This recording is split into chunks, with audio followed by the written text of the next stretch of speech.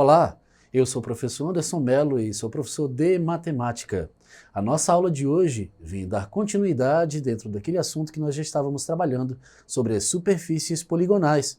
A nossa aula de hoje vem trabalhar resolução de problemas que envolvem cálculos de áreas de superfícies poligonais, ok?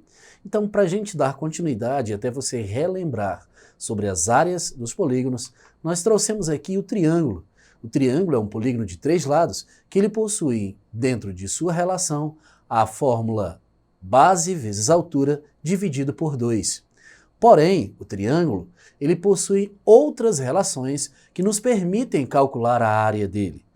A área de um triângulo, quando ele mesmo possui um ângulo, vem a ser o produto dos dois catetos, ou seja, o produto dos dois lados adjacentes a esse ângulo, vezes o seno desse ângulo dividido por 2.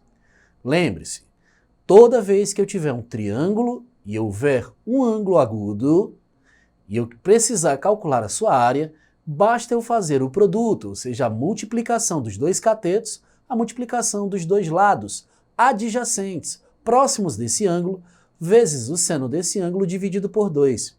Então, nós temos duas relações aí que nos permitem calcular a área de um triângulo. O triângulo ele pode ser inclusive equilátero, ou seja, um triângulo equilátero é um triângulo que possui todos os seus lados iguais, todos os seus lados congruentes, de mesma medida. E para o triângulo equilátero, a relação para calcularmos a área dele vem a ser L² raiz de 3 sobre 4, ou seja, o lado ao quadrado vezes o valor da raiz de 3 dividido por 4. Quando eu tiver um triângulo que não seja equilátero, que não tenha a presença de um ângulo, e ele seja um triângulo apenas com a medida dos seus lados, dos seus 3 lados, o que devemos fazer? Poderemos utilizar uma quarta relação, a relação de Heron. Também uma relação onde vamos ter a raiz quadrada de P vezes P menos A, ou seja, P menos a medida de um dos lados, vezes P menos a medida do segundo lado, vezes P menos a medida do terceiro lado. E aí você me pergunta, professor, quem é P? P é o semiperímetro. E se você não recorda o que é o semiperímetro, tendo em vista que o perímetro é a soma de todos os lados, o semiperímetro vem a ser a soma de todos os lados dividido por 2. Então, no caso da fórmula de Heron, vamos inicialmente, pegando os 3 lados, calcular o semiperímetro, somar os 3 lados e dividir por 2, e depois vamos assim trabalhar na relação com a raiz quadrada, vezes esse semiperímetro multiplicado pelo semiperímetro menos o primeiro lado, vezes o semiperímetro menos o segundo lado, e o semiperímetro menos o terceiro lado. Ok? Então, para que fique mais claro para você a respeito dessas relações que nós estamos estudando hoje, vamos para a primeira situação, problema, para que assim a gente possa deixar o conteúdo mais claro para você. Na primeira situação, problema, ele comenta que o triângulo a seguir representa um terreno que será impermeabilizado para receber futuras obras. O metro quadrado do material impermeabilizante custa R$ 9,23. Calcule o valor que será gasto nesse procedimento. Bem, esse produto, para impermeabilizar todo esse terreno triangular, ele será determinado inicialmente através da área desse triângulo.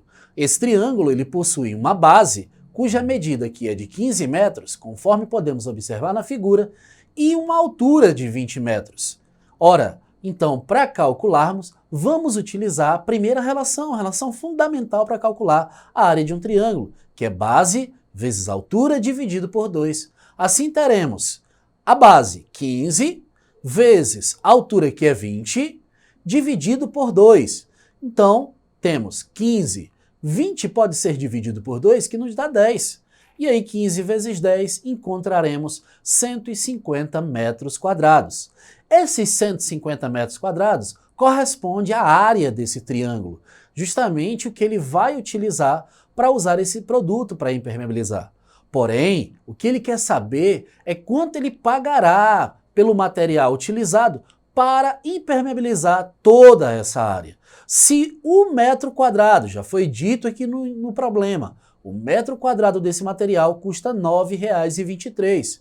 Se ele vai impermeabilizar toda a área do triângulo, então devemos pegar esses 150 metros quadrados e multiplicar por 9,23, o que encontraremos 1.384,5.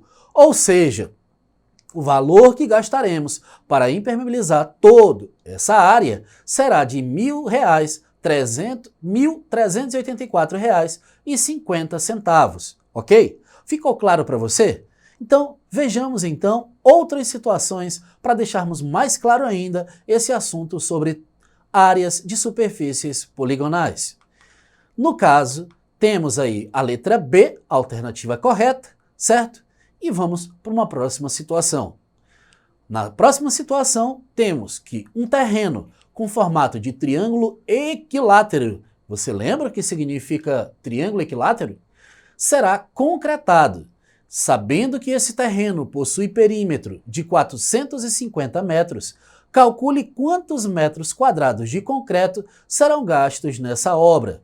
Veja, nós temos aqui um terreno triangular, né, que tem um formato equilátero. Se ele é um triângulo equilátero, todos os seus três lados são iguais. E ele disse que o perímetro, que é a soma desses três lados, é igual a 150. Então eu te pergunto, poxa, que número que multiplicando por 3, ou que número semelhante, somando com ele mesmo 3 vezes, nos dará esse resultado 450 metros? É isso aí. Para você que já disse 150, você acertou. Por quê? Se o perímetro de um triângulo é a soma dos três lados, vamos imaginar que nós não saibamos aí a medida de um dos lados. Então podemos chamar de x. Se são três lados, terei x mais x mais x igual a 150. Ou seja, a soma dos três lados é igual a 450 metros. Somando esses 3x aqui, x mais x mais x, nos dá 3x igual a 450. Isolando x para saber a medida do lado, 450 dividido por 3. Por quê? Esse 3 estava multiplicando, então passou dividindo. E assim encontraremos 150. Então veja que a medida de um dos lados do meu triângulo é 150 metros. Porém, o que ele está querendo saber é quantos metros quadrados ele vai utilizar de concreto para poder concretar todo essa área, esse terreno aí.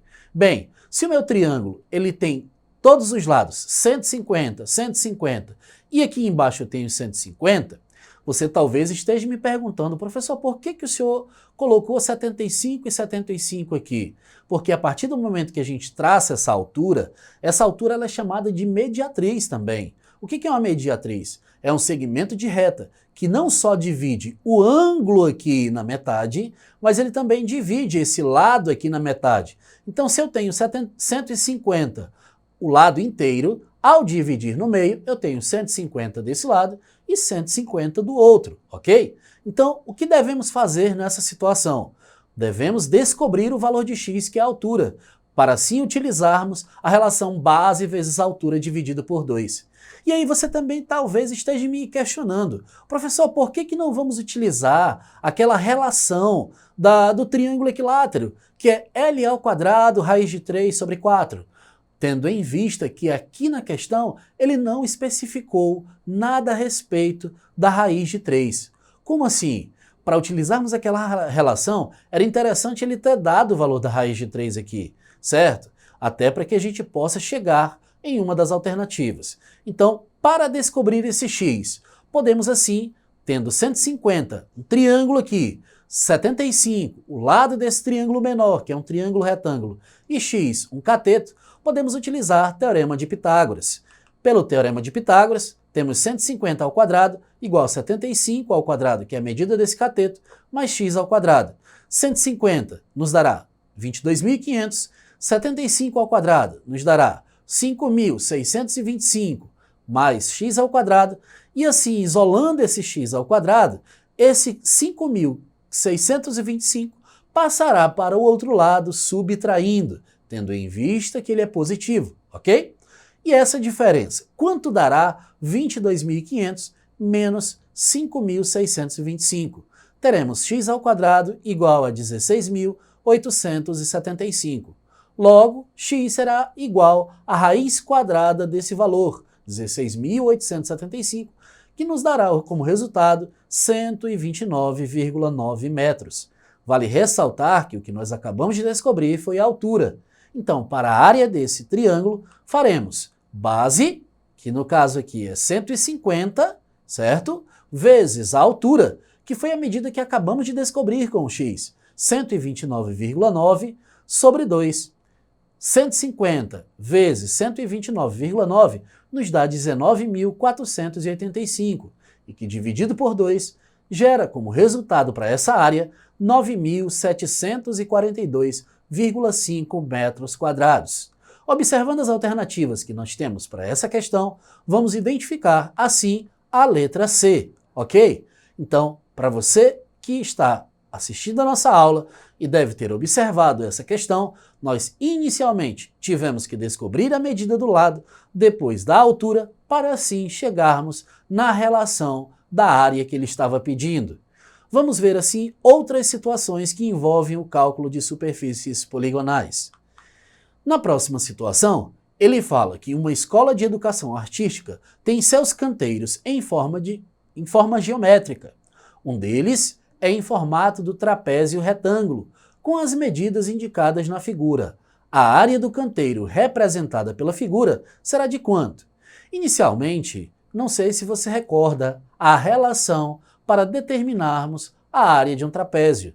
A área de um trapézio ela é dada por Bzão mais Bzinho, ou seja, base maior mais base menor, vezes a altura dividido por 2. A base maior é 8, a base menor é 5. E cuidado, se você está pensando que a altura é esse 5 da medida de AD que está inclinado, você está equivocado.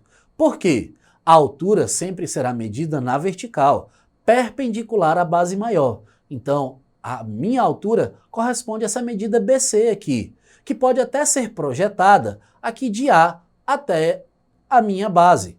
Então, essa medida eu não tenho ainda. Mas observe, quando eu projetei aqui uma reta paralela a BC, eu acabo observando que de A até B eu tenho 5 metros e desse ponto aqui embaixo, que é relativo a A até C, eu também teria 5 metros. Ou seja, quanto medirá de A até essa reta vermelha?